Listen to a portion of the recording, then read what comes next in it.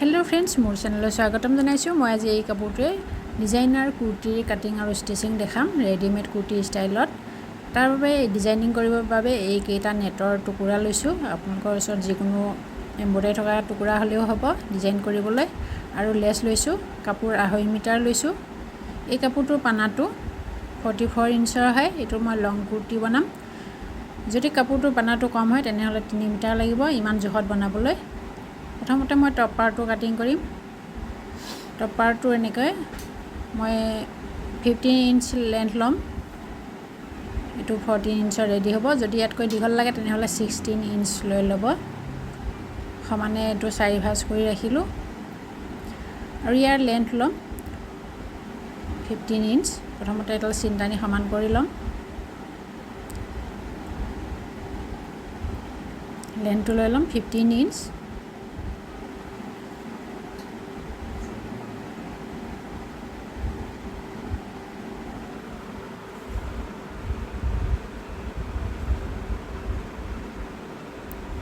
इटे एफाলৰ পৰা শোল্ডাৰ লম 7 ইঞ্চ এনেকৈ 7 ইঞ্চত সমান কৰি আৰু এঠাই দি দিম আৰ্ম হল লম 7.5 ইঞ্চ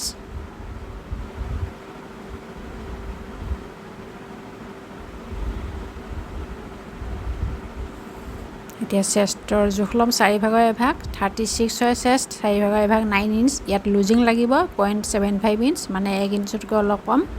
যিসকলে বেছি লুজ পিন্ধে সেইসকলে 1 ইঞ্চ লৈ ল'ব আৰু ইফালে ওয়েষ্ট 32 হয় তাৰ 4 ভাগৰ এভাগ 8 ইঞ্চ ইয়াত মই হাফ ইঞ্চৰ লুজিং লম আৰু 1.5 বা 2 ইঞ্চ মাৰ্জিন লম যদি পিছফালে ডাৰ্ট দিয়ে তেনেহলে আৰু 1 ইঞ্চ এক্সট্ৰা লৈ ল'ব এনেকৈ নাকাটিলেও হৈ যাব তেতিয়া 1 ইঞ্চ যদি ডাৰ্ট দিয়ে আৰু ইফালে নেকটোৰ বহলটো লৈছো 3 ইঞ্চ আৰু বেক নেকৰ লেন্থ লমু 3 ইঞ্চ এনেকৈ বক্স বনাই লম এনেকৈ নেক শেপ দি দিম ৰাউন্ড শেপ ইয়াত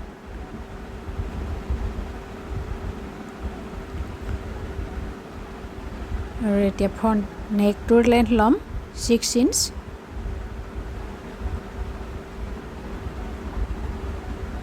তলফালে সমানে থাকিব 3 ইঞ্চ এটো মই ৰাউন্ড শেপে দি দিম আপোনালোকে যিকোনো শেপ ড্ৰ কৰিব পাৰে যেনেকুৱা লাগে এতিয়া এইফালে শোল্ডাৰ স্লপ দিম 0.75 ইঞ্চ মানে 1 ইঞ্চতকৈ অলপ কম আৰ্ম হোলৰ শেপ দিম 1.5 ইঞ্চত বেক আৰ্ম হোল শেপ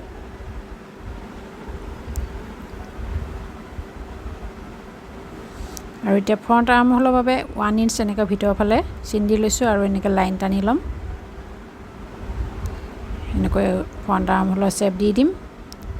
এটো 0.75 মানৰ শেপ হৈ গৈছে ফ্ৰন্ট আৰ্ম হোল শেপ এতিয়া এইফালে 1 ইঞ্চৰ শেপ দিব লাগিব নহলে এটো উলমি থাকে দেখিবলৈ বেয়া দেখে এতিয়া কাটিং কৰিম বেক নেক আৰু বেক আৰ্ম হোল প্ৰথমতে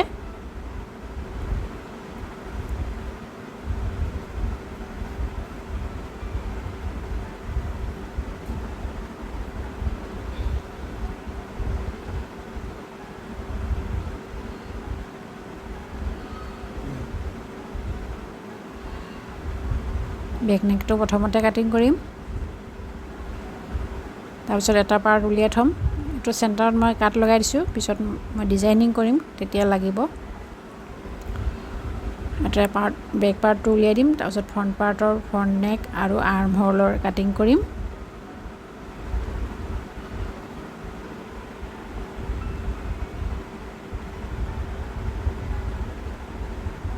ইয়াৰ পিছত স্লিপছ ৰেডি কৰিম স্লিপছৰ বাবে এটো 4 ফোল্ড কৰি ৰাখিছো দুটা স্লিপছ একেলগে স্লিপছৰ লেন্থ লৈছো 11 ইঞ্চ এটো 10 ইঞ্চৰ ৰেডি হ'ব আৰু ইফালৰ পৰা ডাউন কৰিম 3.5 ইঞ্চত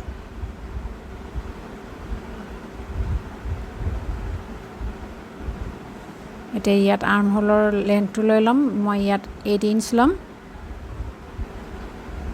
8.5 লৈছো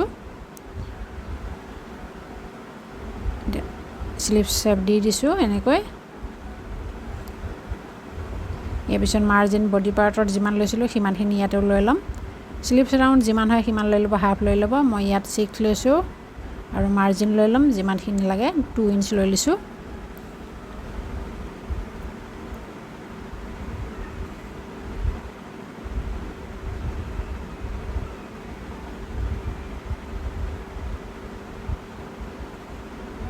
এইফালে ফ্ৰণ্ট স্লিভছৰ শ্বেপ দি দিম 0.75 ইঞ্চ বডি পাৰ্টত যিমান দিছিলোঁ ইয়াতো সিমানেই দিম নহ'লে ইয়াত কম দিলে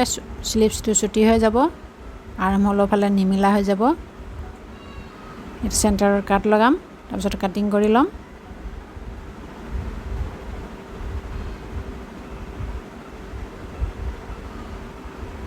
এতিয়া দুটা পাল্লা এনেকৈ খুলি ল'ম স্লিভছ দুটা ভিতৰৰ ফালে চিধা চিধা মুখামুখি হৈ আছে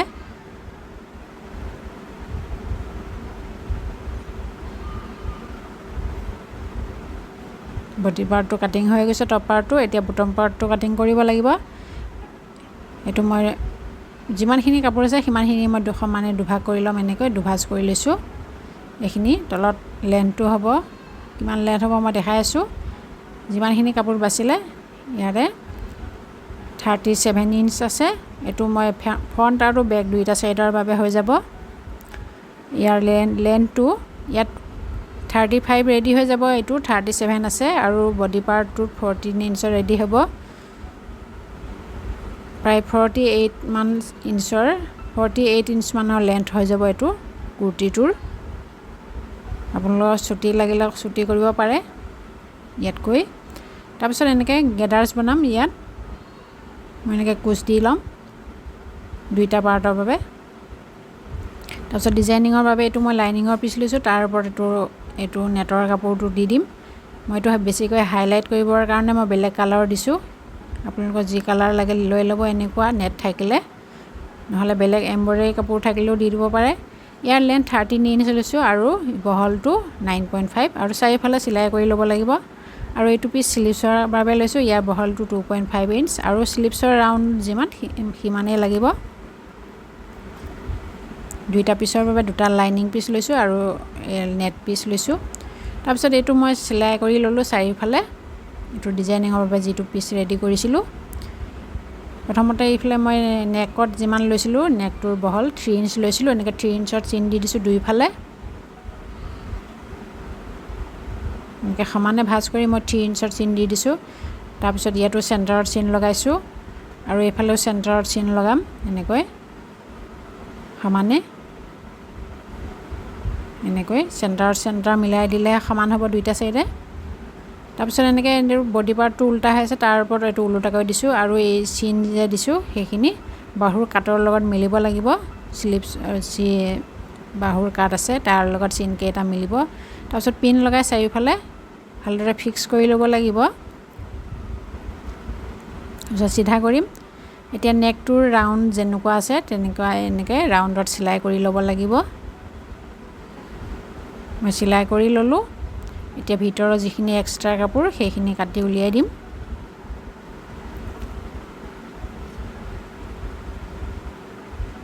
তাৰপিছত সৰু সৰু কাট লগাম গোটেই ৰাউণ্ডটোতে তাৰপিছত এইটো পিচটো লুটিয়াই দিম ওপৰৰ ফাললৈ কৰি আনিম চিধা চাইডলৈ তাৰপিছত চিধা চাইডলৈ কৰিলোঁ এনেকৈ ভালদৰে এনেকৈ হাতেৰে প্ৰেছ কৰিব কৰি সাইডত এটা গোটেই নেক ৰাউণ্ডটোত এটা চিলাই কৰি ল'ব লাগিব এনেকৈ তাৰপিছত এইখিনিও ভালদৰে ফিনিচিং কৰি ল'ব চিধা কৰি ল'ব চেণ্টাৰ মিলাই লৈ চাৰিওফালে চিলাই কৰি এটেচ কৰি ল'ব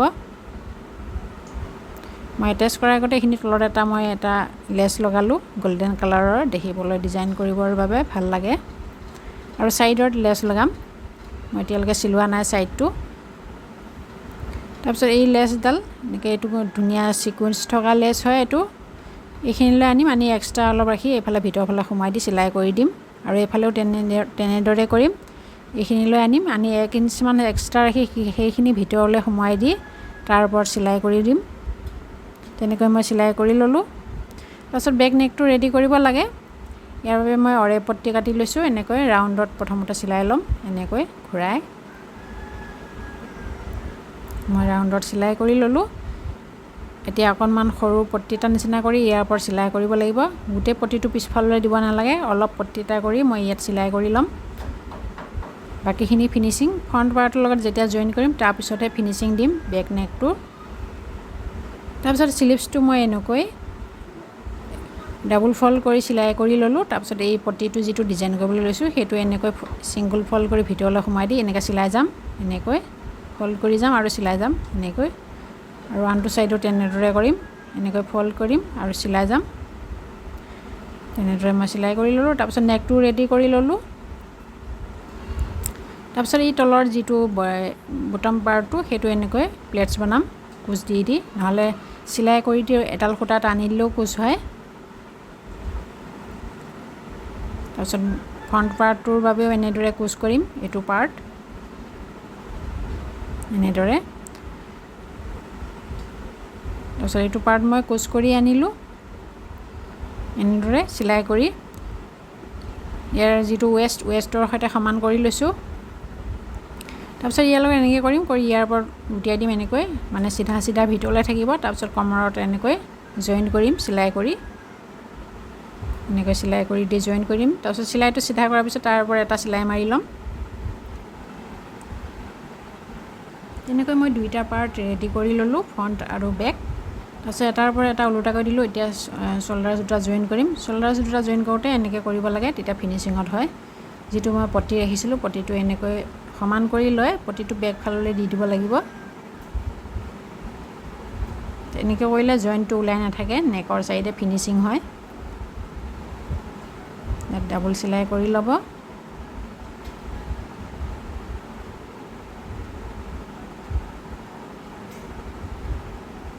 তেনেদৰে আনটো বাহু তেনেদৰে জইন কৰি লম তো মই দেখাইছোঁ আকৌ এবাৰ এনেকৈ এটো পটি যেটো বহাই থৈছিলোঁ এটো এনেকৈ কৰিম এনেকৈ পিছফাললৈ লুটিয়াই দিম দি তাৰপিছত মই এটো বাহুটো চিলাই কৰি জইন কৰিম তাৰপিছত বেক সাইডটোৰ যেটো পটি আছিল সিধা হয় হেতু মই বেক সাইডলৈ দি এনেকৈ চিলাই কৰি দিলোঁ ফিনিশিঙত নেকটো ৰেডি হৈ গ'ল ফ্ৰণ্ট আৰু বেক দুইটা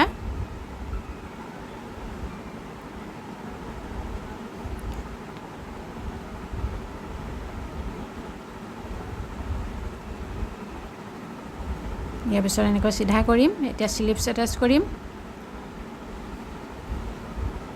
তাৰপিছত স্লিভছৰ যেটো কাট থকা হেতু ৰাইট সাইডৰ মিলিব লাগিব না ফ্ৰণ্ট সাইডত মিলিব লাগিব